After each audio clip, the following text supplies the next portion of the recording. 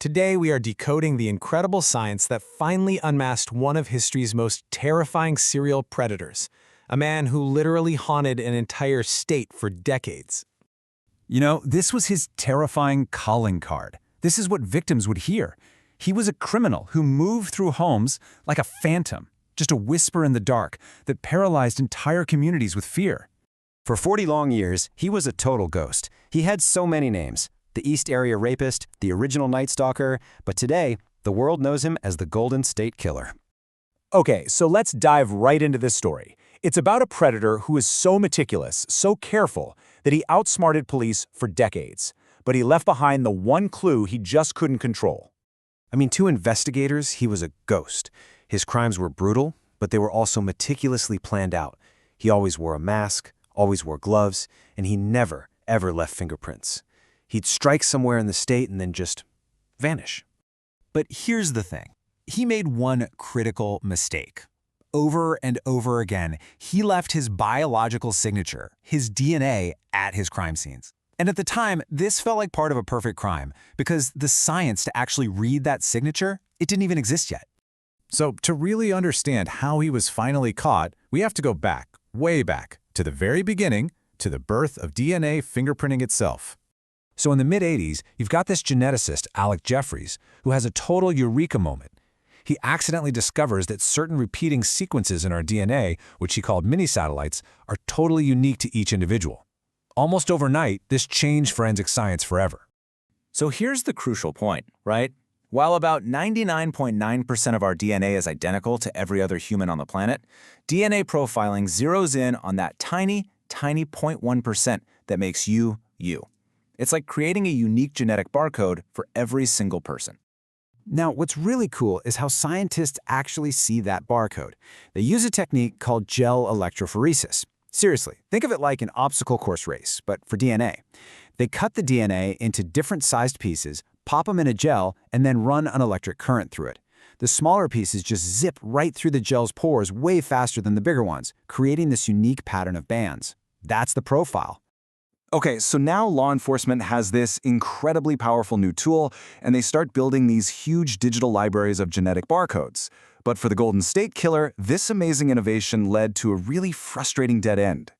They created what's called CODIS, the Combined DNA Index System. Just think of it as a massive national library of criminal DNA profiles. Investigators could upload the killer's barcode from a crime scene and search for a match against millions of known offenders. The killer's profile went into CODIS way back in 2001, and for 17 years, crickets, nothing, not a single hit. And here's the problem. CODIS is only useful if the killer, or a super close relative like his dad or brother, is already in the system for some other crime. And he wasn't. So, the answer wasn't going to be found in a criminal database. Turns out, it was hiding in plain sight, on public websites created by people like you and me. People who were just looking for their relatives. And this slide right here brilliantly illustrates the unbelievable technological leap that made this all possible. See, CODIS looks at about 20 markers in your DNA. But those consumer DNA tests, the kind you buy online, they look at over 700,000 markers. This incredible amount of detail lets them find not just your brother, but maybe your third or fourth cousin. So that's what investigators did. They uploaded the killer's DNA to a public genealogy site called GEDmatch. And get this, they didn't find the killer, they didn't even find a close cousin. They found a distant relative who shared the same great-great-great-grandparents. This was the tiny thread they needed to start pulling. So they worked backward from that common ancestor. Genealogists built this massive family tree with over 1,000 people on it. Then they started trimming the branches, right? Looking for a white male of the right age who lived in the right places at the right times. And just think about this. After a 40-year cold case, a tiny team of just 6 people identified their prime suspect in under 4 months. Amazing. The capture of the Golden State Killer was, without a doubt, a monumental triumph for forensic science.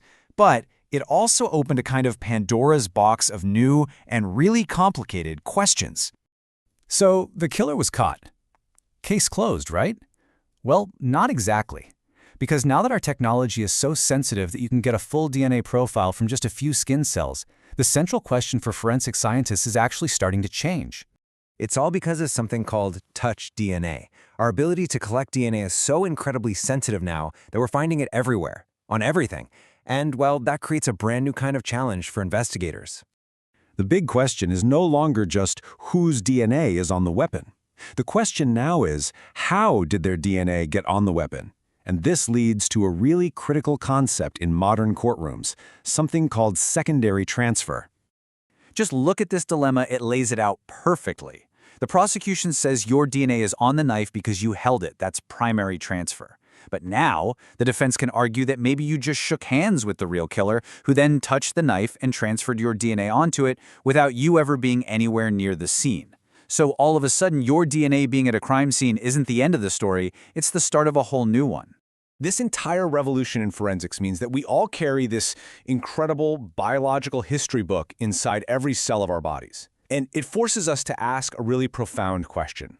I mean, think about it. Your cousin uploads their DNA to a public website just to find some relatives. Could that one simple act be the key that finally solves a 40-year-old murder? It's pretty wild to think about.